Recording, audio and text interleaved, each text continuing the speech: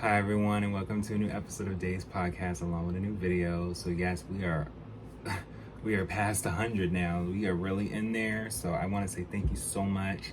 I'm thoroughly grateful for you guys subscribing and watching, listening, and hearing, and I truly appreciate it. We are going to be talking about more music, more different topics as we go. There will be exclusives on Patreon and Spotify. Be sure to check them out if anything. But of course, we are going to continue making free content because why not? We want to make sure that there's enough episodes, more than enough, X amount damn near. But we just talk about everything. Why not? Because, there's so much to learn, there's so much to look at. So today, we are going to talk about Tamia's debut album. Yes, see, I have not been able to talk about Tamia yet. I have talked about Brandy and Monica and Aaliyah, but of course, there also was Tamia. I talked about Maya too, but there's also Tamia, and I think that we need to talk about her too as well. She's a legend. So let's get into it. So Tamia is the debut studio album by Canadian recording artist Tamia. It was released on April 14th, 1998 on Quincy Jones's Quest Records, while distribution was handled through Warner Brothers. So, if I'm not mistaken, a week after this, Maya came out. Okay?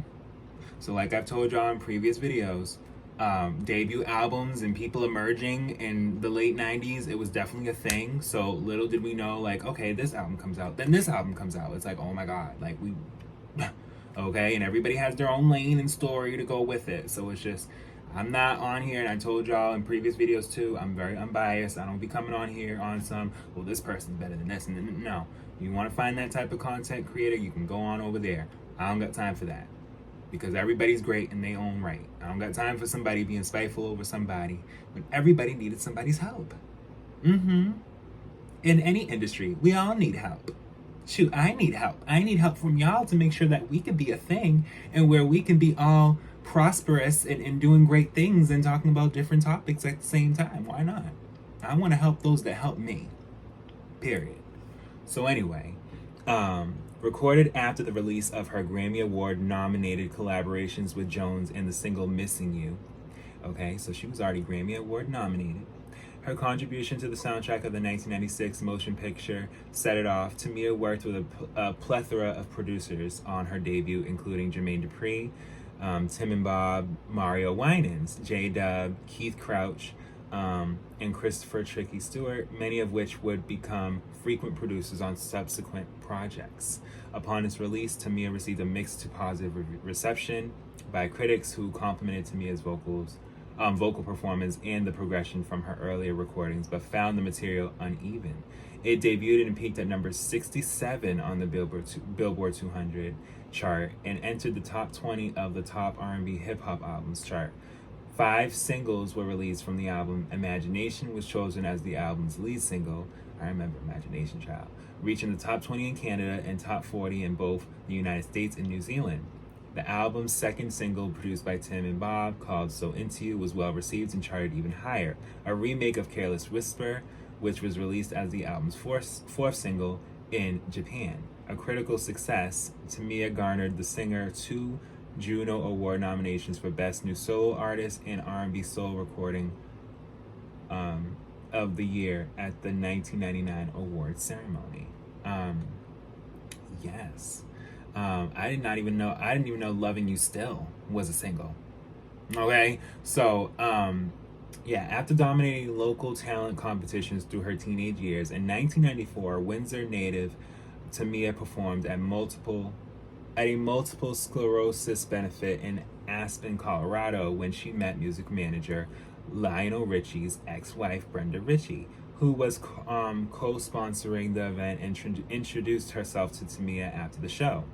A few months later, Tamia, who was being courted by Warner Brothers Records at the time, called Ritchie to say that she was coming to Los Angeles for a photo session, resulting in her lasting stay and a management deal with Ritchie. Weeks later, Ritchie arranged for her to perform at a star-studded party that she held for singer Luther Vandross. Her performance reportedly impressed all in the audience including veteran producer Quincy Jones, who later offered her the chance to appear on his album Q's Juke Joint. Okay, so that was in 1995. Overwhelmed by his offer, Tamia recorded vocals for You Put a Move on My Heart, which Jones later selected as the album's first single. A moderate commercial success, the collaboration earned acclaim from critics. It was later nominated for a Grammy Award, along with their second collaboration, Slow Jams and Missing You, a song she recorded with Brandy, Gladys Knight, and Shaka Khan for the soundtrack of the 1996 motion picture Set It Off. All three tracks reached the top 20 on Billboard's Hot R&B Singles chart and gained Tamia additional recognition with nominations from the Soul Trade Music Awards and the NAACP Image Awards. Following this, Jones signed to his label Quest Records, a joint venture with Warner Brothers, and enlisted the services of several producers to work on her debut self-titled album. Recording was reportedly intermitted when Tamia filmed the role of Sherry Silver in Speed 2 Cruise Control, playing the part of a featured vocalist at the dinner theater aboard the luxury cruise ship. So Speed 2 Cruise Control, okay, is a 1997 American action thriller film produced and directed by Jan Bont and written by Randall McCormick. It's the sequel from the first movie, which came out in 1994. It's an action movie, okay? She said, I need to make a movie role too. They had mixed reviews, but it was more or less positive. They felt as though because she had such a broad way of coming in, there could have been a lot more that they probably felt that she could do, but no, she was giving us music, okay? They just was having so much to kind of take in, I feel like.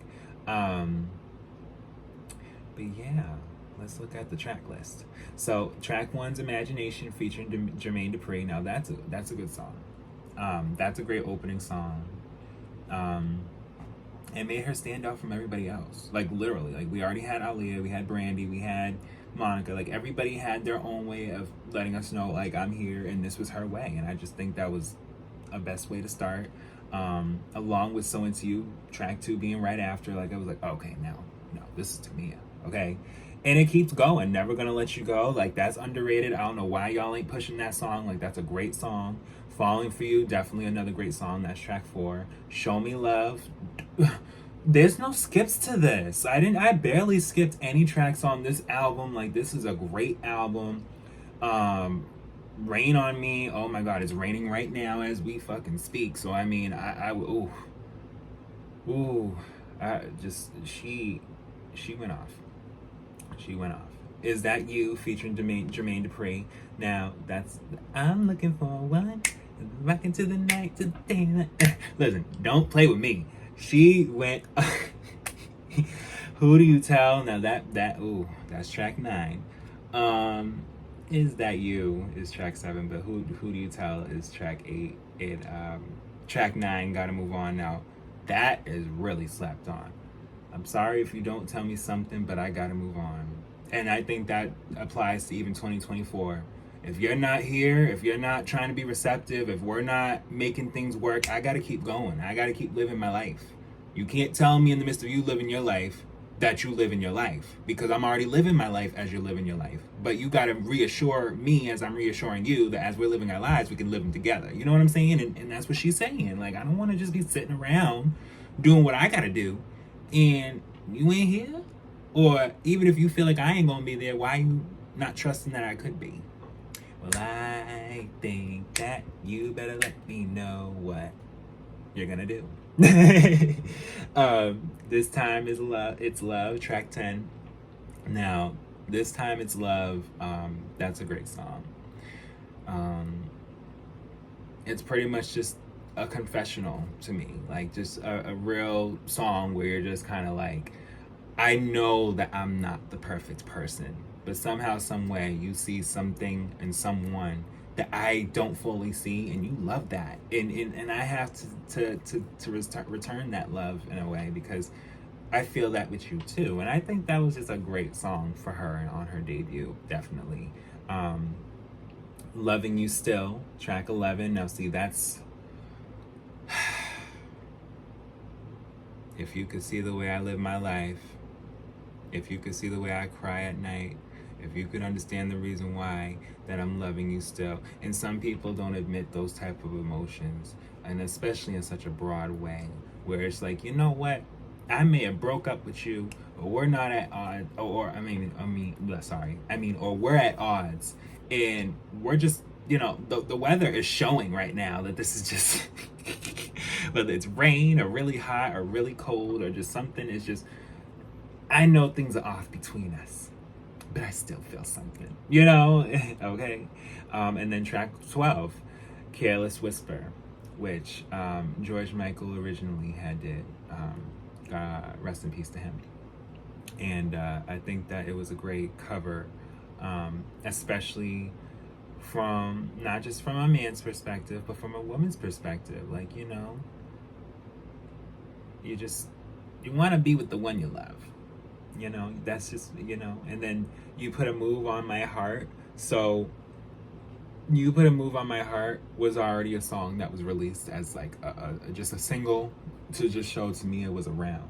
And so putting it on her debut was just the icing on the cake to the album itself, especially at the end, because then no one had to really question, like, wait, is this the same? Yes, it's the same girl. She here.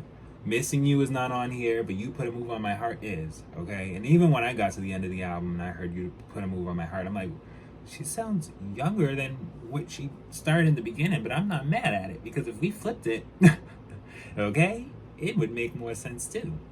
And then there was the bonus track, So Young. But yeah, Imagination contains a sample of I Want You Back performed by the Jackson 5. Okay? Yes, So Into You contains a sample of Say Yeah performed by the Commodores. So yeah, she, sampled a bit. Falling For You contains a sample of Best of My Love performed by the Emotions. There was a lot of 70s depictions in this album that I was really liking. And like I said, with George Michael, Careless Whisper, even though that's more or less 80s, it's still great. It's still great to me. But despite the fact that she did not chart as high, that doesn't mean that she didn't have any hits. And I think that's what, even in this new day now, needs to understand. The album can perform well, but it's really the songs that peak into.